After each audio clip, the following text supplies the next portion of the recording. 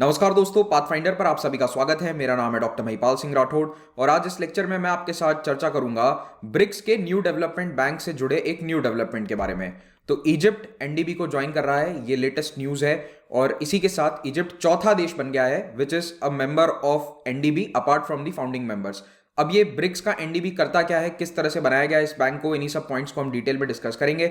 लेकिन आगे बढ़े उससे पहले याद दिला देता हूं कि चैनल को सब्सक्राइब जरूर करें। अगर आपने अभी तक पाथफाइंडर को सब्सक्राइब नहीं किया है तो मेरे लेक्चर्स के पीडीएफ आपको मेरे टेलीग्राम चैनल पर मिल जाएंगे और पाथफाइंडर के टेलीग्राम चैनल पर भी मिल जाएंगे, जहां पर हमारे सभी लेक्चर्स के अपडेट्स और पीडीएफ हम डाल देते हैं। अगर कुछ यूट्यूब पे मिस हो जाता है तो आप टेलीग्राम पर आसानी से उसे सर्च कर सकते हो। ये एक टेलीग्राम का बहुत बड़ा फायदा है कि आपको कुछ भी पुराना लेक्चर सर्च करना है तो वहां पर सर्च करना काफी आसान होता है। तो इसीलिए टेलीग्राम चैनल से जुड़ जाओ और अनअकैडमी ऐप पर भी आप मेरे को फॉलो कर सकते हैं ताकि मेरे स्पेशल क्लासेस की अपडेट्स वहां प्राप्त हो जाएं।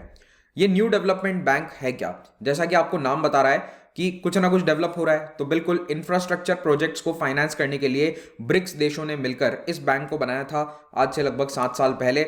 ऑलमोस्ट 10 साल हो गए आइडिया आए हुए। तो ब्रिक्स देश कौन से हैं पहले तो आपको ये मालूम होना चाहिए। Brazil, Russia, India, China and south Africa, इनको मिलाकर कहा जाता है ब्रिक्स कंट्रीज। तो ये जो ब्रिक्स का ग्रुप है ये एक साथ क्यों है? क्योंकि इनकी इकोनॉमी की स्थिति लगभग एक जैसी है। These are all developing countries, fast growing countries और साइज में काफी बड़े हैं, आबादी के अनुसार भी और जीडीपी के अनुसार भी। तो इसीलिए लगभग एक ही कैटेगरी की ये देश हैं और ये एक साथ आकर एक इंटरनेशनल जियोपॉलिटिकल फोरम भी बनाते हैं। और बाद में इन्होंने डिसाइड किया 2012 में कि हमें एक बैंक बनाना चाहिए। तो जैसे वर्ल्ड बैंक है, एशियन डेवलपमेंट बैंक है, लेकिन इन देशों से जो फंडिंग है वो इतनी बेहतर तरीके से डेवलपिंग कंट्रीज को नहीं मिल पाती। इसीलिए ब्रिक्स कंट्री ने डिसाइड किया कि हम अपने लिए एक नया बैंक बनाएंगे एंड नॉट जस्ट अपने लिए, दूसरे देशों को भी मदद करी जाएगी। तो ये मल्टीलैटरल बैंक बनाने का आइडिया 2012 की ब्रिक्स कॉन्फ्रेंस में आ गया था, डिस्कस हो गया था। 2013 में इसके बारे में फॉर्मल अनाउंसमेंट हुआ और 2014 में ऑफिशियली बैंक की स्थापना हो गई। तो 7 साल हो गए बैंक को बने हुए, 2014 से बैंक चल रहा है। अब इसका एम क्या है, लक्ष्य क्या है? लक्ष्य यह है कि इंफ्रास्ट्रक्चर प्रोजेक्ट्स को बढ़ावा देना, उन्हें फाइनेंस करना, उसके लिए पैसा मुहैया कराना और सस्टेनेबल डेवलपमेंट प्रोजेक्ट्स को चालू करना, खास करके ब्रिक्स इकोनॉमी में। लेकिन साथ साथ में दूसरे देशों में भी लोन दिए जाते हैं। तो ये पॉइंट काफी इंपॉर्टेंट है। एग्जाम में 3-4 अगर आपसे पॉइंट पूछे गए तो प्रीलिम्स में ये भी एक स्टेटमेंट होगा कि क्या एनडीबी का पैसा केवल ब्रिक्स देशों में जा सकता है? क्या फाइनेंसिंग केवल ब्रिक्स कंट्रीज के लिए है? नहीं, सभी डेवलपिंग कंट्रीज के लिए। इमर्जिंग इकोनॉमीज ये टर्म है जो इन्होंने यूज किया है। So all the emerging economies are eligible जहां पर पैसा जा सकता है। तो वैसे भी दुनिया में बहुत सारे मल्टीलैटरल प्लेटफॉर्म्स हैं इस तरह के, Asian development bank, world bank, तो उनको ये और ज्यादा बढ़ावा दे रहा है, बूस्ट कर रहा है और डेवलपिंग कंट्रीज के लिए काफी अच्छी खबर है। तो उन्हें ग्रोथ में फायदा मिलेगा, विकास में जहां पर पैसे की जरूरत है उसकी सहायता मिलेगी। 2015 में एनडीबी की स्थापना ऑफिशियली बैंक बिल्डिंग वगैरह के साथ करी गई शंघाई में। इसका हेडक्वार्टर है चाइना के शंघाई में और इसका इनिशियल कैपिटल, ऑथोराइज्ड कैपिटल था $100 बिलियन का।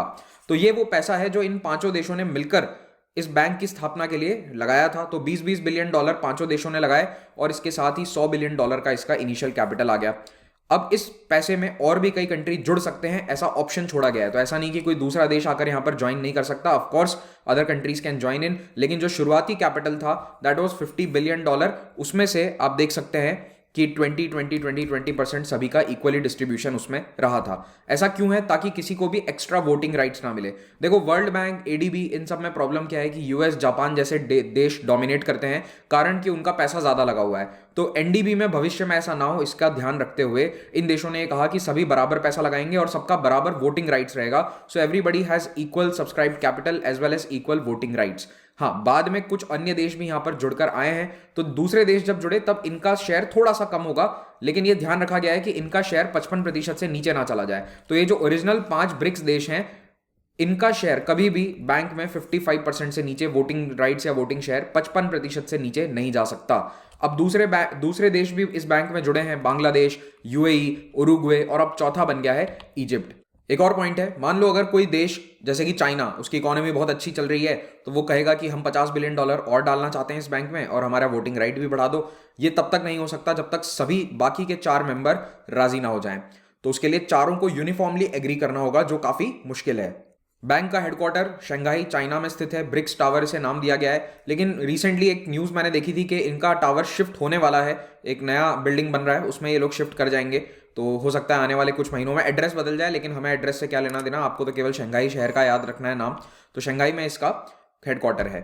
अब एनडीबी जब से बना है तब से उसने 80 प्रोजेक्ट्स को फाइनेंस किया है। पिछले 7 सालों में 80 बड़े इंफ्रास्ट्रक्चर प्रोजेक्ट्स को फाइनेंस किया जा चुका है। टोटल $30 बिलियन की फंडिंग दे चुके हैं। ये फंडिंग किन फील्ड्स में ज्यादा है तो आप देख सकते हो, एनर्जी, ट्रांसपोर्टेशन और वाटर सैनिटेशन, फ्लड प्रोटेक्शन जैसे इन सभी फील्ड्स के प्रोजेक्ट्स को फाइनेंस किया गया है एनडीबी के द्वारा। अब एनडीबी का लक्ष्य केवल ये नहीं है कि ब्रिक्स के 5 देशों तक सीमित रहना है। टारगेट ये है कि जितने भी डेवलपिंग कंट्रीज हैं दुनिया के, उन सभी की हेल्प करी जाए और उन सभी को एनडीबी से जोड़ा जाए। तो इसीलिए ये एक्सपांड कर रहे हैं और 2020 में बैंक के बोर्ड ऑफ गवर्नर्स ने अथॉरिटी दी थी कि आप नए मेंबर्स को जोड़िए। 6 साल हो चुके हैं, तो नए मेंबर्स को जोड़ने की कड़ी में सबसे पहले बांग्लादेश, यूनाइटेड अरब एमिरेट्स यानी यूएई और उरुग्वे को जोड़ा गया। उरुग्वे साउथ अमेरिका का देश है।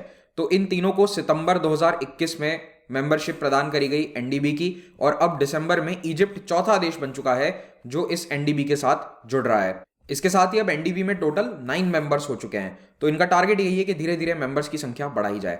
अब इजिप्ट एनडीबी से क्यों जुड़ा है, इससे एनडीबी को क्या फायदा है, इजिप्ट को क्या फायदा है, दोनों बातें जानते हैं।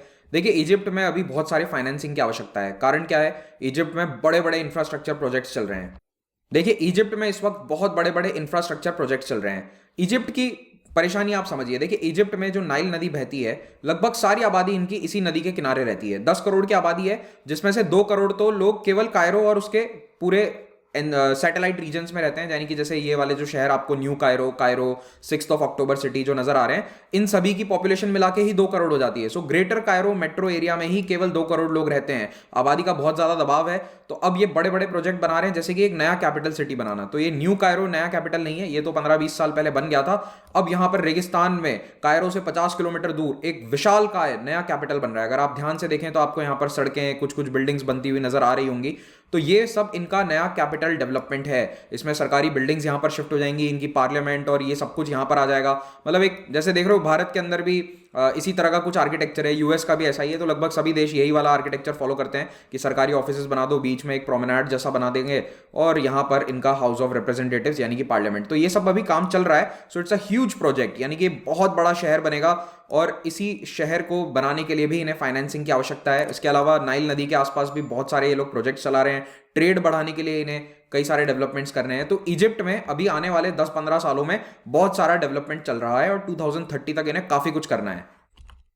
तो इन्हें फाइनेंसेस की सख्त आवश्यकता है। अब इजिप्ट के लिए पिछले 10 साल कोई ज्यादा अच्छे नहीं रहे। 2011 में वहां पर एक क्रांति हुई थी, रेवोल्यूशन हुआ, जिसके बाद 4-5 साल देश में काफी अस्थिरता की हालात थे 2016 तक। उस समय दुनिया के कई बड़े बड़े फाइनेंशियल इंस्टीट्यूशंस ने इजिप्ट की रैंक गिरा दी थी। तो एक जेपी मॉर्गन का इमर्जिंग मार्केट्स बॉन्ड इंडेक्स होता है, उससे तो इजिप्ट को हटा दिया गया था, डीलिस्ट कर दिया गया था। अब 10 साल बाद वहां पर इजिप्ट की वापसी हो रही है। तो पिछले 3-4 साल से इजिप्ट में स्टेबिलिटी है। फतेह अल ससी की जो गवर्नमेंट है उसने थोड़ी स्टेबिलिटी प्रदान करी है।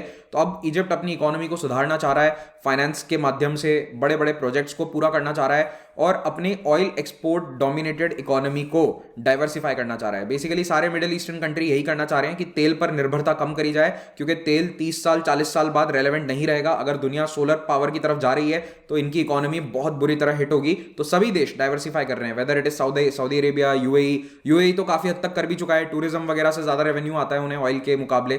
तो इसीलिए ये चेंजेस धीरे धीरे स्टार्ट हो रहे हैं और अपनी सॉफ्ट पावर को भी अब इजिप्ट ग्रो करने की कोशिश कर रहा है। आप लोगों के लिए एक बहुत बड़ा सवाल है, जो लोग स्पोर्ट्स देखते हैं, इस व्यक्ति का नाम मुझे कमेंट में बताइए। अब एनडीबी के प्रेसिडेंट का नाम क्या है ये भी ध्यान में रख लेना, Marcos Troyo, he is from Brazil. ये अभी एनडीबी के प्रेसिडेंट हैं। तो इन्होंने भी ये बात बताई कि इजिप्ट अभी दुनिया की सबसे फास्टेस्ट ग्रोइंग इकोनॉमीज में से एक है और ये बिल्कुल सच है। इनफैक्ट अफ्रीका के सारे देश फास्टेस्ट ग्रोइंग है, क्योंकि जब विकास था ही नहीं, तो जब विकास हो रहा है तो बहुत तेजी से हो रहा है। इस कारण उनकी जीडीपी ग्रोथ रेट्स आप देखेंगे तो अफ्रीका के लगभग सभी देशों की डबल डिजिट्स में चल रही है। ऐसे में यहां पर बहुत ज्यादा फाइनेंसिंग की आवश्यकता है और एनडीबी इस कार्य में सहयोग करना चाहेगा। भारत को क्या बेनिफिट होगा? देखो, इजिप्ट में नाइल नदी सूख रही है, धीरे धीरे नाइल नदी जो है उसका पानी कम होता जा रहा है और नाइल पर निर्भरता ये कम होगी। वैसे वैसे इनको सोलर और विंड पावर की तरफ देखना होगा, क्योंकि इनके पास ले देके 2-4 बड़े बड़े डैम है, उन्हीं से इनका पावर आता है। मेनली असवान डैम से सारा पावर आता है। तो वो पावर अब कम पड़ रहा है और इसके लिए इलेक्ट्रिसिटी के लिए अब सोलर और विंड पावर पर इनका फोकस रहेगा आने वाले कुछ दशकों के लिए। और भारत इस क्षेत्र में अग्रणी है, तो भारत को यहाँ काफी बेनिफिट हो सकता है। इंडियन कंपनीज को यहाँ बड़े बड़े प्रोजेक्ट मिल सकते हैं। खास करके जब एनडीबी फाइनेंस करेगा तो एनडीबी में भारत भी एक बहुत बड़ा भागीदार है, तो definitely Indian companies will benefit. अच्छा, ये वो इनका कैपिटल सिटी सिटी का मैप है, वैसे मैंने आपको दिखाई दिया, और ये यहाँ पे बना रहे हैं पूरा नया सिटी। तो देखो ये कायरो है और ये उनका नया एडमिनिस्ट्रेटिव कैपिटल। अभी इसका कुछ नाम तय नहीं हुआ है, इसको केवल न्यू एडमिनिस्ट्रेटिव कैपिटल कहा जाता है। तो ये कुछ बिल्डिंग्स के फोटोग्राफ्स हैं, उनकी पार्लियामेंट एटसेट्रा जो बन रही है, ये सारे सरकारी ऑफिसेस हैं और इस तरह की कुछ प्लान है। इतना बड़ा डेजर्ट के बीच में सिटी बनाएंगे। तो ये लेक्चर आज यहीं हम समाप्त करेंगे। पीडीएफ आप डाउनलोड कर सकते हैं टेलीग्राम चैनल से। मिडिवल हिस्ट्री का कोर्स यूट्यूब पर पाथफाइंडर पर स्टार्ट हो रहा है 1 जनवरी से, so please join that series, इसको देखिए। पोस्ट इंडिपेंडेंस का कोर्स मेरा प्लस प्लेटफॉर्म पर आया है, तो अगर आप एक प्लस सब्सक्राइबर हैं तो इसको जरूर ज्वाइन कीजिए, और अगर प्लस सब्सक्रिप्शन लेना चाहते हैं तो नीचे दिए गए लिंक पर क्लिक करें और प्लस सब्सक्रिप्शन लेकर आप मेरे कोर्स को देख सकते हैं। देखिए मेरे अलावा देश के और कई एजुकेटर्स अनअकैडमी पर पढ़ा रहे हैं, आप किसी की भी क्लास अवेल कर सकते हैं अगर आप एक प्लस सब्सक्राइबर हैं तो। और यहाँ पर 2 प्रकार के सब्सक्रिप्शन है, प्लस और आइकॉनिक। आइकॉनिक में आपको 1-on-1 मेंटरिंग मिलती है, ये फायदा है। 1 साल का सब्सक्रिप्शन आपको कॉस्ट करेगा 47,000 rupees after using the discount code Mahipal. इसमें आपको test series, material, classes, test सब कुछ मिल रहा है एक साथ, और ऑप्शनल की क्लासेस भी अवेलेबल है यहाँ। तो ऑप्शनल और जीएस का कंबाइंड सब्सक्रिप्शन लेते हैं तो ये आपको 55,000 रुपीज का कॉस्ट करेगा। हर वेडनेसडे को नए बैचेस बनते हैं, सो ज्वाइन दीज बैचेस। एंड एक बड़ा अनाउंसमेंट आ रहा है 31 दिसंबर, कल शाम को हम अनाउंसमेंट कर देंगे, उसके लिए इंतजार कीजिए। ईएमआई ऑप्शन पर आप सारे कोर्सेज को अवेल कर सकते हैं। हमारी 2 फ्री टेस्ट सीरीज चलती हैं, इनका फायदा जरूर उठाइए। और कॉम्बैट होने वाला है 2 जनवरी को, जिसमें हिस्ट्री के क्वेश्चंस बनाए गए हैं मेरे द्वारा, तो इसको जरूर अटेम्प्ट करें। Use the code Mahipal for enrolment. Thank you very much, have a great day.